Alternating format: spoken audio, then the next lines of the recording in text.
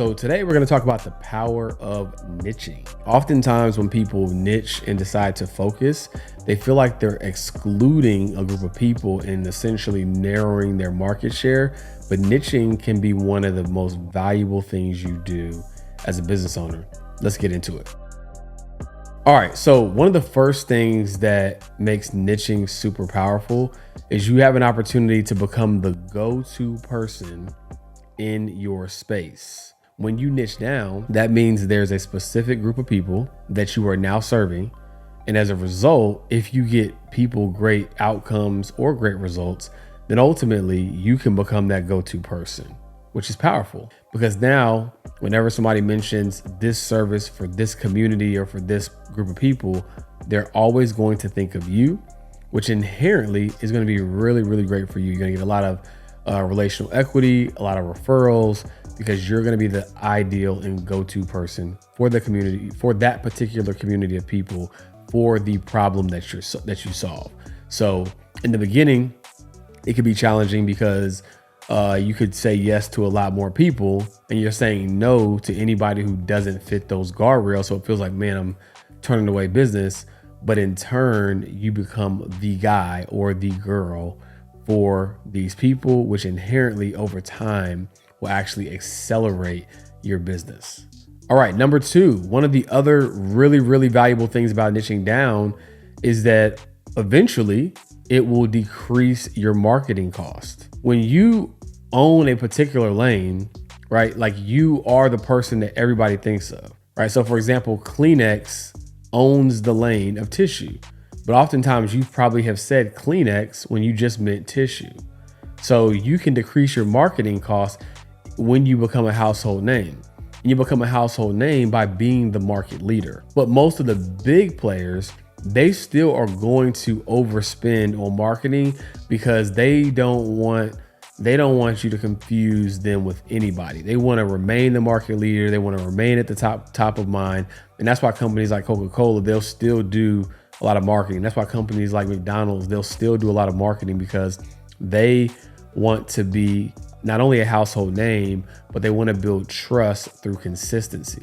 If you see something over and over again, even if it's not the best thing, you're going to trust it. One of the biggest benefits of having a niche and owning a lane is that you'll get more inbound attraction. Because again, unless you want to build a enterprise level business, you're only going to need so many customers anyway.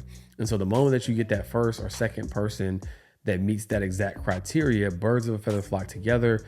They're going to tell so-and-so, and then you're going to be, your name is just going to float around in that circle. But you got to be willing to say no to certain people and take the risk of serving a specific group of people. Growing up, family reunions was some of the best times I ever had. And I wish there was a way for me to recreate that vibe. Because now I've expanded this platform and some of y'all feel like family. I was like, how can I create that with my rich relatives? Almost like creating a rich relative reunion. And that's exactly what we did when we decided to create Wealth Weekend. Wealth Weekend is a one-of-a-kind experience where you're gonna get world-class education. You're gonna have a great time with amazing entertainment. And of course, we're gonna provide amazing experiences like our sneaker ball, our award show, and our millionaire mixer where the networking is gonna be one to remember. So if that sounds like something you wanna be a part of and come celebrate with the rest of the rich relatives, make sure you click the link below to grab your spot for Wealth Weekend 2024. I can't wait to see you there.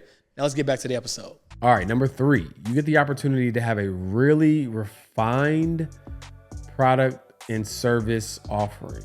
The reason being is because you're solving the same problem for the same person over and over again.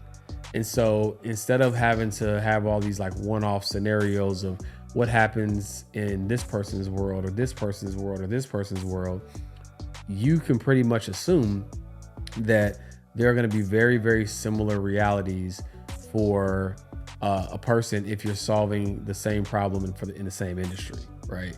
So that is going to help you refine and distill down your value proposition and make your job easier because all you have to do is keep making the same thing better. But when you have a new person in a new industry with new pain points and new challenges and new goals and new requests, etc., those are just more things you have to have under your tool belt in order to serve that person, right?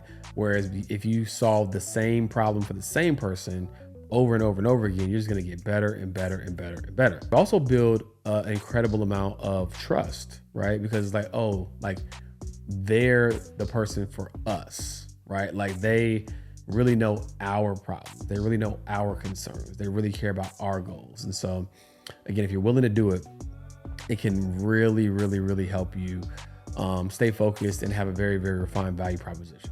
All right. And last but not least, when you niche down, you stand out, right, amongst the generalists. So for example, if I need to get my car fixed and I have a BMW and I go online, which person do you think I'm going to pick? Google car repair for BMW. Option number one comes up. Joe's Auto Shop. We fix anything for anyone. Number two, Bobby's BMW Specialized Auto Body Shop. Who do you think I'm going to choose, right?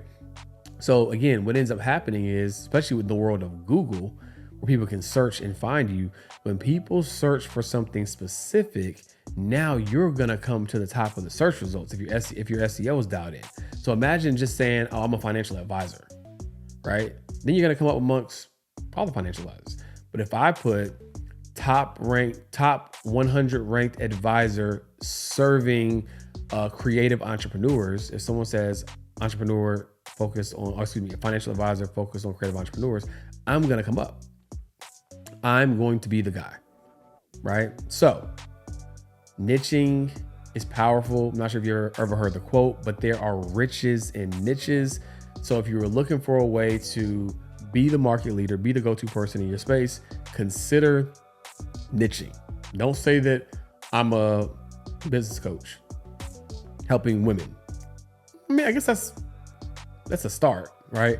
But try to get specific. Don't be worried about the people that you're not serving, because if you're for everybody, you're for no one at the same time, right? So you got to pick a lane, you got to pick a side, and I bet that it will dramatically improve your business results, your market attraction, and ultimately you being a market leader in your space. I hope this video was helpful. As always, you guys, you know, financial freedom is for sale if you're willing to pay the price. Peace.